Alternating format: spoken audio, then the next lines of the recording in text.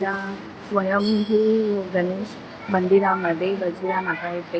हे स्वयंभू मंदिर आहे, तुम्ही बघू शकता. स्वयंभू आहे आणि तिथे जी आपण मन्नत बात आहे मागितलं ते गणपती बाप्पा नक्कीच पूर्ण येते.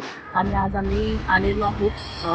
आज आमच्या लग्नाचा वाढदिवस आहे आणि गणपती बाप्पा आमच्या लग्नाच्या जेव्हा लग्न होणार होतं तेव्हा ते साक्षीदार होता. त्यामुळे ह्यावेळी मला वाटलं की गणपती बाप्पा बरोबरच आणि त्याच्या आशीर्वादानेच आम्ही लग्नाचा वाढदिवस सेलिब्रेट करावं त्याच्या आशीर्वादाने. आज आमच्या लग्नाला 20 इयर्स कंप्लीट झाले. Thank you to Ganpati Bappa, thank you Ganpati Bappa Morya.